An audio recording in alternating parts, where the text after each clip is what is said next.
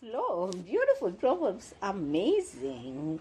You will not grow if you sit in a beautiful flower garden, but you will grow if you are sick, if you are in pain, if you experience losses, and if you do not put your head in the sand, but take the pen as a gift to you with a very, very specific purpose. Keep love in your heart. A life without it is like a sunless garden when the flowers are dead. The consciousness of loving and being loved brings the warmth and richness to life that nothing else can bring. When I may, I want it said of me by those who knew me best that I always plucked the thistle and planted a flower where I thought the flower would grow. Think of yourself as a container for wealth. If your container is small and your money is big, what's going to happen? You will lose it. Your container will overflow and the excess money will split out all over the place. You simply cannot have more than the container. Therefore, you must grow to be a big container so you can't only hold more wealth but also attract more wealth. The universe abhors a vacuum, and if you have a very large money container, it will rush in to fill the space. Your attention goes, the energy flows, and results show. A person can make you happy and miserable regardless of what is actually happening outside just by changing the contents of your consciousness. We all know individuals who can transform hopeless situations into challenges to be overcome just through the force of their personalities. This ability to persevere despite obstacles and setbacks is the quality people most admire in others, and justly do. It is probably the most important trait, not only for succeeding in life but for enjoying it as well. To develop this trait, one must find what to order consciousness was to control the feelings and thoughts. It is thus not to expect shortcuts will do the trick. Of all the virtues we can learn, no trait is more useful, more essential for survival, and more likely to improve the quality of life than the ability to transform adversity into an enjoyable challenge. Man ain't like a dog. When I say man, I'm talking about a man as in mankind, not as in men. Because men, well, a lot like a dog. We like to piss on things, sniff a bitch when we can, even get a little pink heart of the way they do. We territorial as shit. We know we're gonna protect our own, but man, we know about death. Got some sense of history, got religion. See a dog, man. A dog don't know shit about no birthday or Christmas or Easter party, none of that shit. And one day God gonna come calling, so they're going through life carefree. But people like you and me, man, we always guessing, wondering what if, you know what I mean. See what you say to me, hey, I don't think we should be doing this. I'm gonna say, baby, I don't like what we should be doing this either, but we aren't gonna get on no move on in this world, lying around in the sun, licking grass all day. I mean, we man, I mean you and a woman and all, but we man, we want the said. Tell me what it is you're gonna do with your life. Everything in the universe has a purpose. Indeed, the invisible intelligence that flows through everything in the purposeful fashion is also flowing through you. Everything is in motion, everything flows, everything is vibrating. The quality of the imagination is to flow and not to freeze. Thoughts give birth to creative force that is neither elemental nor sidereal. Thoughts create a new heaven, a new firmament, a new source of energy from which new arts flow. When a man undertakes to create something, he establishes a new heaven. All things change, nothing is extinguished. There is nothing in the whole world which is permanent, everything flows on, but all things are brought into being by a changing nature. The ages themselves glide by in constant moment. We can have peace of mind, improved health, and an ever-increasing flow of energy. Life can be full of joy and satisfaction. Life is a series of natural and spontaneous changes. Don't resist them. That only creates sorrow. Let reality be the call.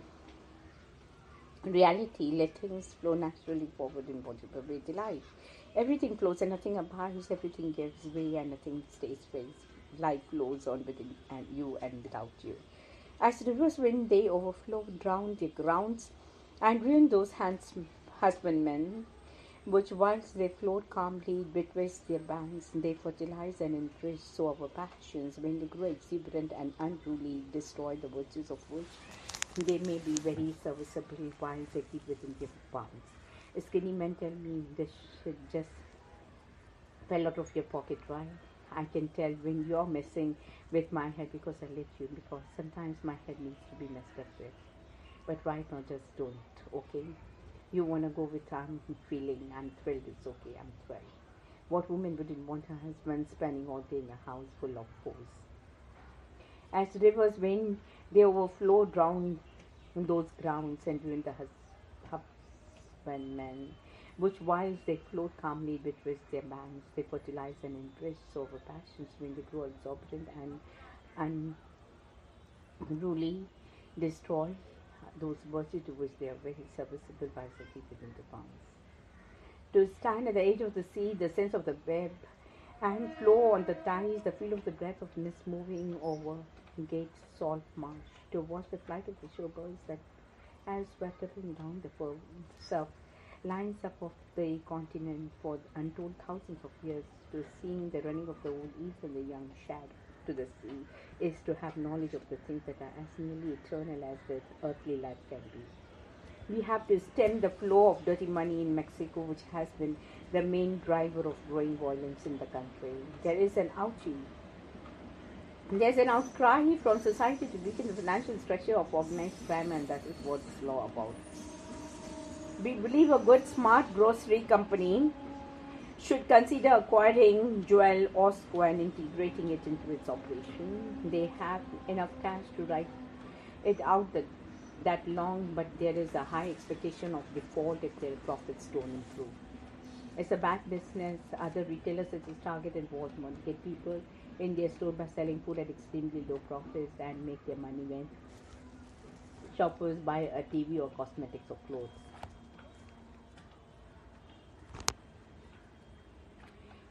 Gold fell, but it still win as a hard asset.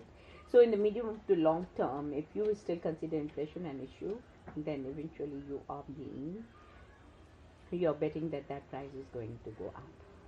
Potential interim modification can be made to ensure traffic moves as efficiently as possible as we move towards our final end configuration. Wow. Pain and pleasure occur in consciousness and exist only there. The task is to learn how to enjoy everyday life without diminishing other people's chances to enjoy theirs. We cannot deny the fact of nature, but we should certainly try to improve on them. The self expands through act of self-forgetfulness. It is by being fully involved into every detail of our life, whether good or bad, that we find happiness, not in trying to look for it directly. It is the wise parents that allows their children to give up the things of childhood in their own time. It might be true that it is quality time that counts, but after a certain point, quantity has a bearing on quality. But shortcuts are dangerous. We cannot delude ourselves that knowledge is further along than this actually is. It is better to look suffering straight in the eye, acknowledge and respect its presence, and then get busy as soon as possible, focusing on things we choose to focus on. Repression is not their way to virtue.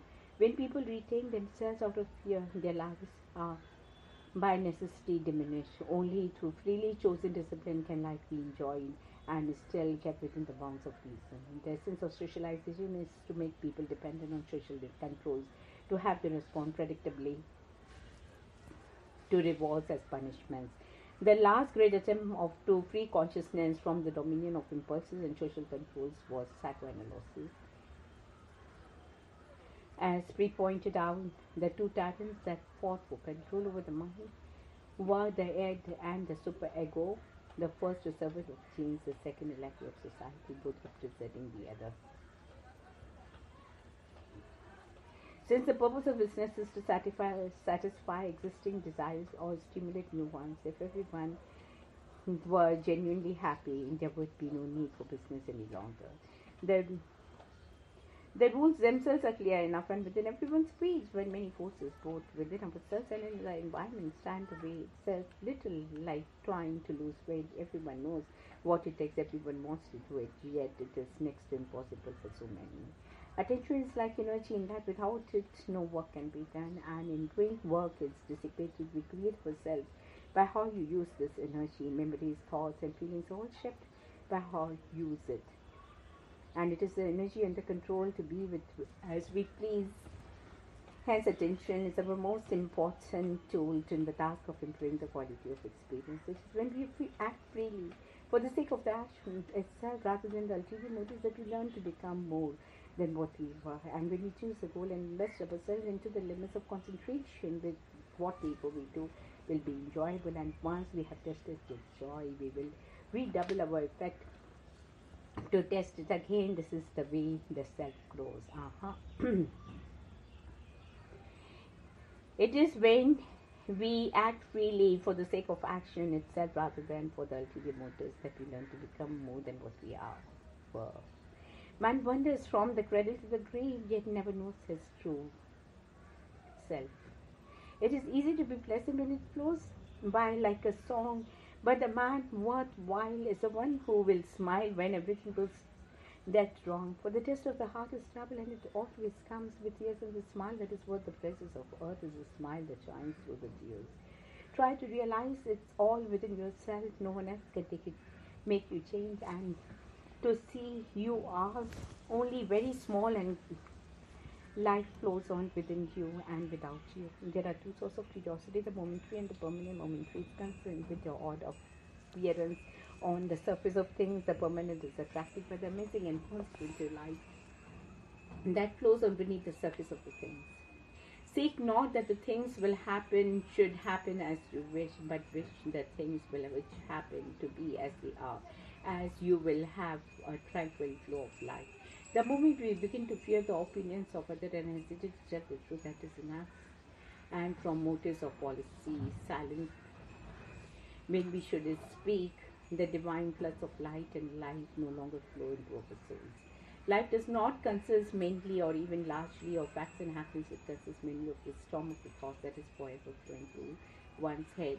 God's Spirit is able to flow through us as a minister and teach things. You just never know what God is going to do with the people He has placed in your life. Life and love or life and love. A bunch of violets and a bunch of violets. And to drag in the idea of a point is to ruin everything. Live and live, love and live, love. Flower and fruit and follow the natural God. Most men ebb and flow. The richest links between the fear of death and the hardship of life. They are unwilling to live, and yet they do not know how to die. Work, labor, the asparagus me of life, the one great sacrament of humanity from which all other things flow: security, leisure, joy, art, literature, even divinity itself. Love is the immortal flow of energy that nourishes, extends, and preserves. Its eternal goal in life. Some people spend their entire life spreading but never get beyond reading the verse on the page. They don't understand that the verse are merely stepping stones placed across a fast flowing river, and the reason they are there is so that we can reach the farthest shore. It is the other side that matters. To be religious is to have a life that flows with the presence of the extraordinary. I really feel like life will dictate itself. We should allow it to unfold as naturally as possible. Just go with the flow. When you are really desperate, you say a few prayers and hope for the best. That's the way it's always lived in my life. The energy of the mind is the essence of life. Creator is the natural order of life. Life is energy, pure beauty, energy, inspiration. Deficit disorder is about losing your vitality and purpose, forgetting your original source of an potential. It's about the cost of being disconnected and unaware of your own unique talents, needs, and destiny, and merely took the energy effects to pout and grow some blues. Enthusiasm is the yeast that makes your hopes shine to the stars. Enthusiasm is the spark in your eyes and the swing, your gait, the grip of your hand, the irresistible surge of your will and energy to execute your ideas. Energy and persistence control things. Notice what happens when you flow your intuitive feelings. The result is usually increased energy and power and sense of things flowing. Work and play are the same. When you're flowing, following your energy and doing what you want all the time, the distinction between work and play is off. You will recognize your own path when you come upon it, because you will certainly have all the energy and imagination you'll ever need. We all need to look in the dark side of our nature. That's where the energy is, the passion. People are afraid of it because it holds piece of us we are being busy denying. There's a vitality, a life force, and energy, a quickening that is translated through you into action. And because there is only one of you in all of time, the expression is unique, and if you block it, it will never exist through any other medium and be lost. Energy is the power that drives every human being. It is not lost by exertion but maintained by it, for it is the faculty of the sight. See where your own energy wants to go, not where you think it should go. Do something because it feels right, not because it makes sense. Because follow the spiritual impulse. All the breaks you need in life wait within your imagination. Imagination is the workshop of your mind, capable of turning mind energy into accomplishment and wealth. Love the moment, and the energy of that moment will spread beyond all boundaries. Just as energy is the basis of life itself and ideas, the source of innovation, so is innovation the vital power, a spark of all human change, improvement, and progress. Art is about energy, positive and negative. All art has the power to heal it because it helps to see who we are and what we resist. One way we can know about the aligned with the life force is God. Is that if we feel more and more alive, notice what gives you aliveness and what diminishes you, deadens and numbs you, so that you only skim the surface of the life. Begin to say yes to what quickens and energizes, to that which brings joy and gratitude. Surprises are the joy of living. Surprises directly touch the soul. Good surprises energize, and bad surprises teach. Creativity is the mother of all energies. Nurture of most alive self. It charges up every part of you. When you plugged in, spontaneous combustion occurs that artists don't have a monopoly on. True joy is that which gives you more energy and gives us feel more alive. Nothing can add more power into your life than concentrating all your energies on a limited set of targets. How much longer will you go on letting your energy sleep?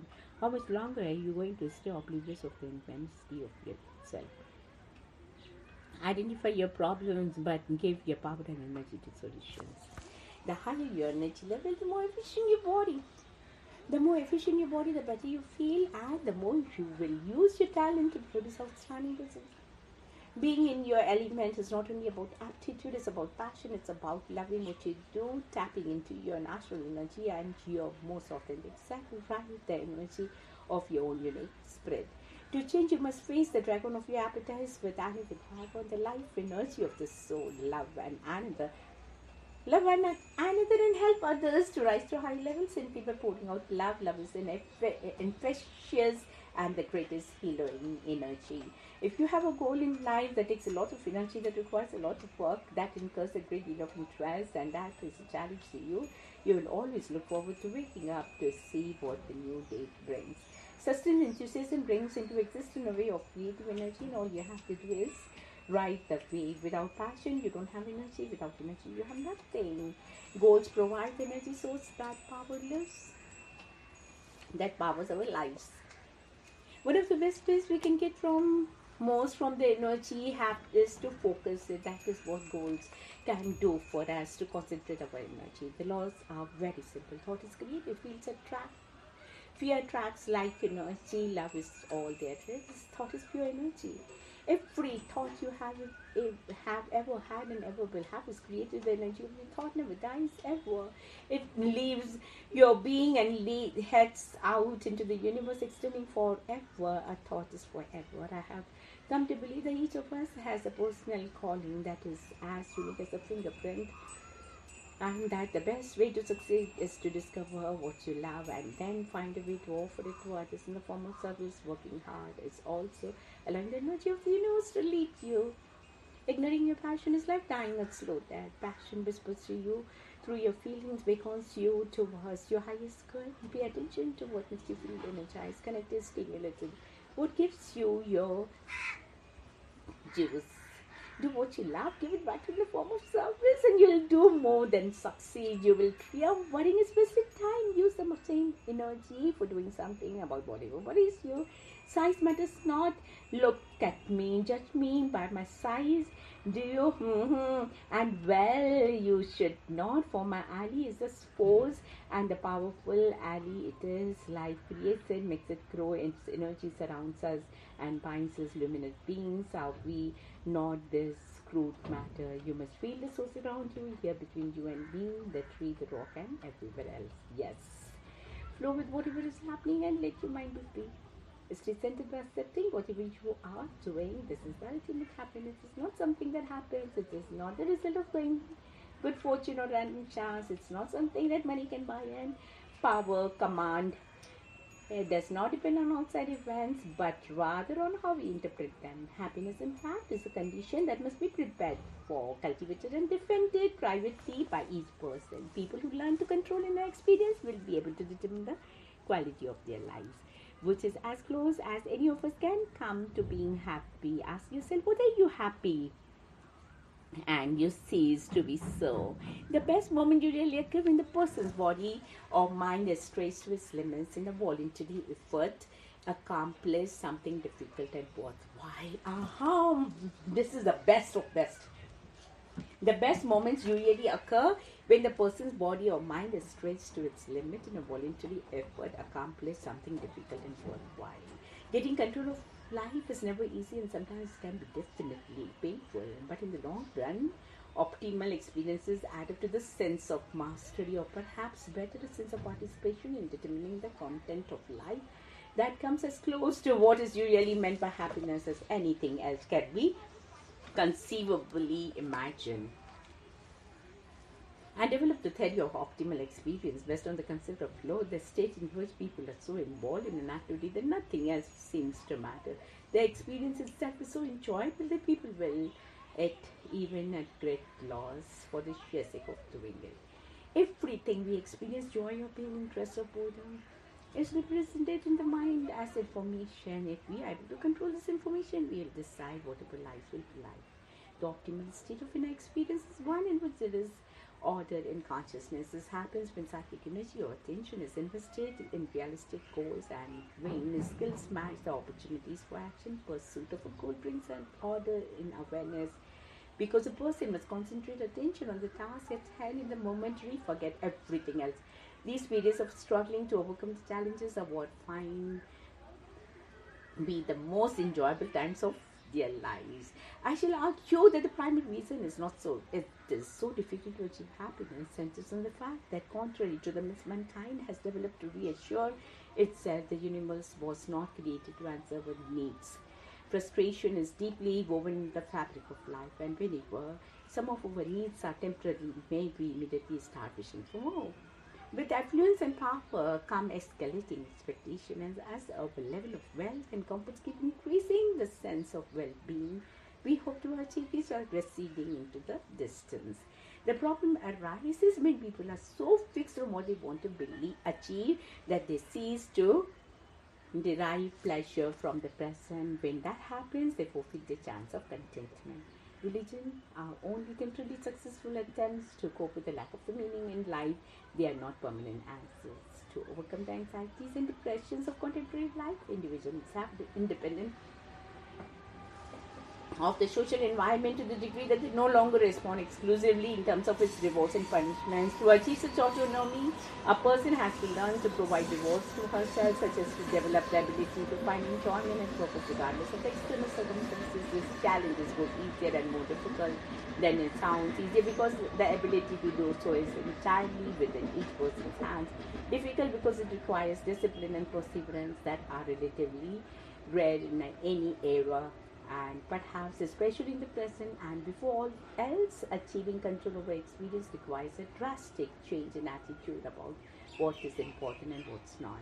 It is important to realize that seeking pleasure is a reflex response built into our genes for the preservation of this species, not for the purpose of our own personal advantage. The pleasure we take in eating is an efficient way to ensure that the body will get the nourishment it needs. The pleasure of sexual intercourse is an equally practical method for the genes to program the body to reproduce and thereby to ensure the continuity of the genes.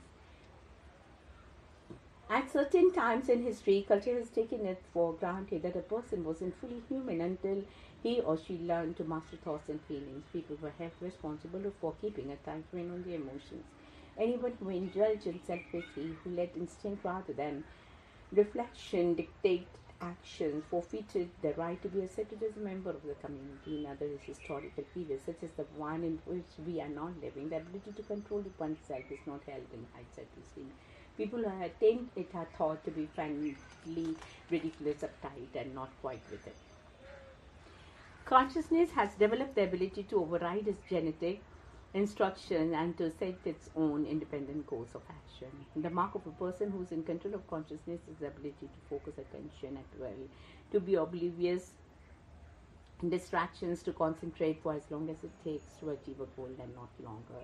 The outside even appears in consciousness purely as information without necessarily having a positive or negative value attached to it. It is the self that interprets the raw information in the context of its own interest and determines whether it is harmful or not. There are two main strategies we can adopt to improve the quality of life. The first is try to making external conditions match our goals. The second is to change how we experience external conditions to make them fit goals better. A researcher found that every wealthy person report being happy on the average 77% of the time, which persons of average wealth say they are happy only 62% of the time. The authors report that a person's financial situation is one of the least important factors affecting overall satisfaction with life. And the phenomenology of enjoyment has 8 major components. When people reflect on how it feels when the experience is most positive, they mention that at least one and often all of the following. First, the experience occurs when we confront tasks we have a chance of completing. Second, we must be able to concentrate on what we are doing. Third and fourth, the concentration is usually possible because this task undertaking has clear goals and provides immediate feedback. Fifth, one acts with a deep but effortless involvement that removes from the awareness the worries and frustration of everyday life. 6, enjoyable experience allow people to exercise a sense of control over their actions. 7, concern for all the self disappears, yet paradoxically the sense of the self emerges stronger after the flow experience is over. Finally, the sense of duration of the time is altered. Hours pass by in minutes, and minutes can stretch out to seem like hours. The combination of all these elements causes a sense of the deep enjoyment that is so rewarding. People feel that expending a great deal of one is worthwhile simply to be able to feel it. The challenges of competition can be stimulating and enjoying. But when beating the opponent takes precedence in the mind over performing as well as possible, enjoyment tends to disappear. Competition is enjoyable only when it is the means to perfect one's skills. When it becomes an end in itself, it ceases to be fun. One of the most universal and distinctive features of optimal experience takes place. People become so involved in what they are doing that the activity becomes spontaneous, almost automatic.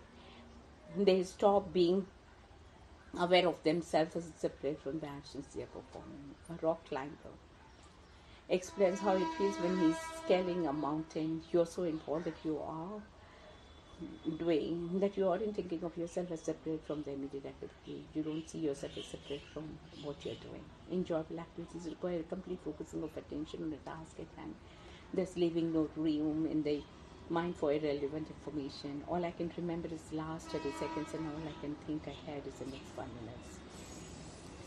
What people enjoy is not the sense of doing or in control, but the sense of exercising control in difficult situations. It's not possible to experience a feeling of control unless one is willing to give up the safety of protective reasons. When a person becomes so dependent on the ability to control and enjoyable activity that he cannot pay attention to anything else, when he loses the ultimate control, the freedom to determine the content of consciousness, thus enjoyable activities that produce flow from the potentially negative aspects, while they are capable of improving the quality of existence, but we ignore it in the mind, they can become addictive at which point the self becomes captive of a certain kind of order and is then unwilling to cope with the ambiguities of life. Loss of self-consciousness does not involve a loss of self, and certain not a loss of consciousness, but rather only a loss of consciousness of the self, which slips below the threshold of awareness in the concept of the self, the information we use to represent to ourselves who we are, and being able to forget temporarily who we are seem to be very enjoyable. When not preoccupied with ourselves, we really have this chance to expand the concept of who we are. Loss of self-consciousness can lead to self-transcendence, to a feeling that the boundaries of our being have been pushed forward. Most enjoyable activities are not natural. They demand an effort that initially one is reluctant to make, but or the interaction and starts to provide feedback to the person's skills, it really beings to be intrinsically rewarding. The elders say that at times the world becomes too predictable and the challenge began to get out of life. Without challenge, life had no meaning. So the elders in their wisdom would decide that the entire village should move, their moves occurring from 25 to 30 years. The entire population would move to a different part of the Shishwa land, and where they formed challenge, and there were new streams to figure out, their new game trails to learn, new areas where the blast some root would be plentiful. Now life would regain its meaning and be worth living. Everyone would feel rejuvenated and healthy. Incidentally, it also allowed exploited resources in one area to be recovered after years of harvesting. Cultures are defensive constructions against chores designed to reduce the impact of randomness on experience. One of the most ironic paradoxes of our time is this great availability of leisure that somehow fails to be translated into enjoyment. Compared to people living with a few generations ago, we have enormously greater opportunities to have a good time. Yet there is no indication that we actually enjoy life more than our ancestors did. When the non-extinct natives of the Caribbean islands were put to work in its plantations of conquering Spaniards, their lives became so painful and meaningless that they lost interest in survival and eventually ceased responding. It is probably that many cultures disappeared in similar fashion because they were no longer to provide the experience of enjoyment. People who can enjoy themselves in a variety of situations have the ability to screen out stimulation and to focus only on what they decide is relevant for the moment. The family context promoting optimal experience would be described as having 5 characteristics. The first is clarity. Teenagers feel that they know what their parents expect from them. Goals and feedback in the family interaction are ambiguous. The second is centering, or the children's perception that their parents are interested in what they are doing in the present, in their concrete feelings and experiences, rather than preoccupied with whether they will be getting into go to college or obtaining a well-paid job. Next is the issue of choice. Children feel that they have a variety of possibilities from which to choose, including that of breaking parental rules, as long as they are prepared to face the consequences. The fourth disorientating characteristic is commitment, or the trust that allows the child to feel comfortable enough to sit aside the ship of the defenses and become self-consciously involved in whatever he's interested in. And finally, there is a challenge of the parents' dedication to provide increasingly complex opportunities for the action of the children.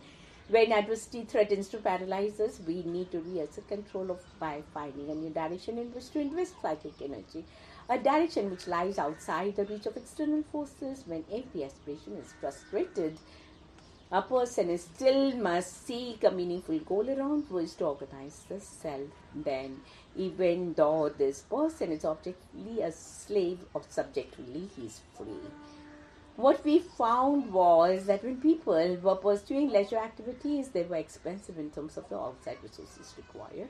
Activities that demanded expensive equipment or electricity or other forms of energy measured by NBTUs, such as power boating, driving, or watching television, they were significantly less happy than when involved in an expensive leisure. And people were happiest when they were just talking to one another, when they gardened or even involved in a hobby. All these activities require few material resources, but they demand a relatively high investment in psychic energy. Peasant women in Eastern Europe were not judged to be ready for marriage unless they had learned to cook different soup for every day of the year. Unless a person knows how to give order to his or her thoughts, attention will be attracted to whatever is most problematic at the moment. It will focus on some real or imaginary pain, on recent grudges or long-term frustration. Entropy is a normal state of consciousness. a condition that is neither useful nor enjoyable, a common trait of many human institutions to begin as a response to some universal problem, until after many generations the problem peculiar to the institution themselves will take precedence over the original goal. A person feels concerned to read a certain book, to follow a given course because that is supposed to be the way to do it. Learning will go against the grain. But if the decision is to take the same route because of an inner feeling of rightness, the learning will be relatively effortless and enjoyable. Aha! Every hunter-gatherers in Africa and Australia spent only 3 to 4 hours each day on what we would call working, providing for food, shelter, clothing, and tools. They spend the rest of the day in conversation, resting, or dancing. The mystical height of the you are not attained by some superhuman quantum charm or simply by the grand focusing on of attention on the opportunities of action in one's environment, which results in the perfection of a skill that with time becomes so thoroughly automatic as to seem spontaneous and otherworldly. The performances of the great violist or a great mathematician seem equally uncanny, even though they can be explained by the incremental honing of challenges and skills. The more a job inherently resembles a game with variety, appropriate and flexible changes, clear goals, and immediate feedback, the more enjoyable it will, regardless of the worker's level of development. The apathy of many of the people around us is not due to their being physically or mentally exhausted. The problem seems to be more in the modern worker's relation to his job, with the way he perceives his goals in relation to it. Instead of helping us reach our own goals, it is called upon to make someone else's come true. The time channels into such tasks is serious time subtracted from the total available for our life. Many people consider their jobs as something they have to do, a burden imposed from the outside, and effort that makes life away from the leisure or its existence. So even though the momentary on-the-job experience may be positive, they tend to discount it because it does not contribute to their long-range goals. Whether a job has variety or not ultimately depends on the person to approach it on actual working conditions. Then on actual working conditions are beautiful. The quality of life depends on 2 factors: how we experience work and our relation with other people.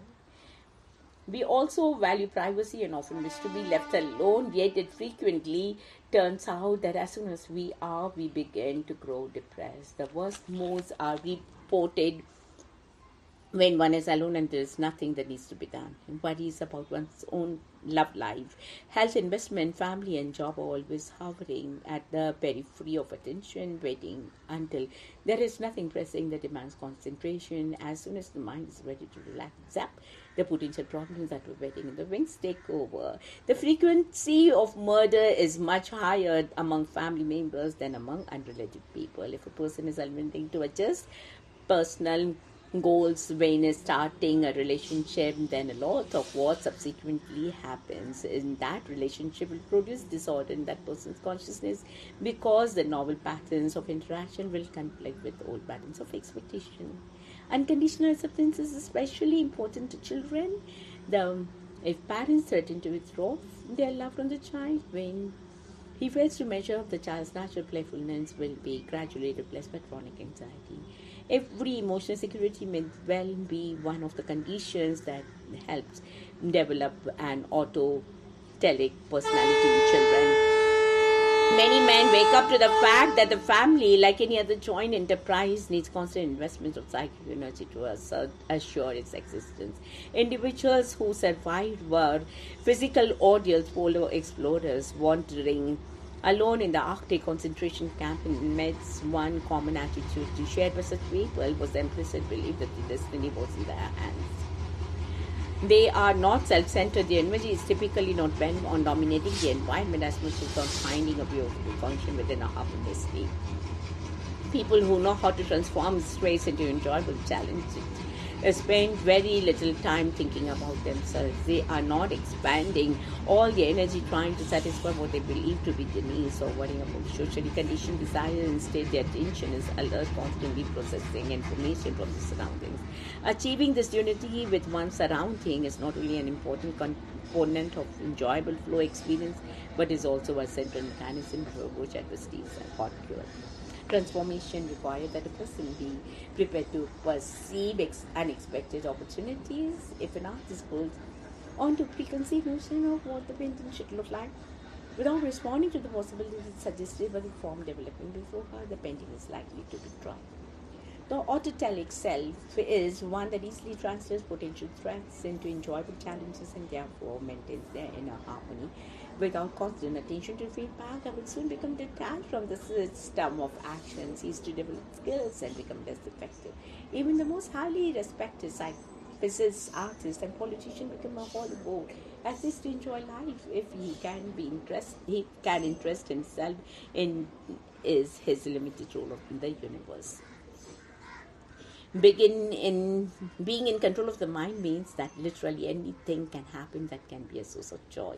If we enjoyed work and friendship and faced in every challenge as an opportunity to develop new skills, we would be getting rewards out of living that are outside the realm of ordinary life.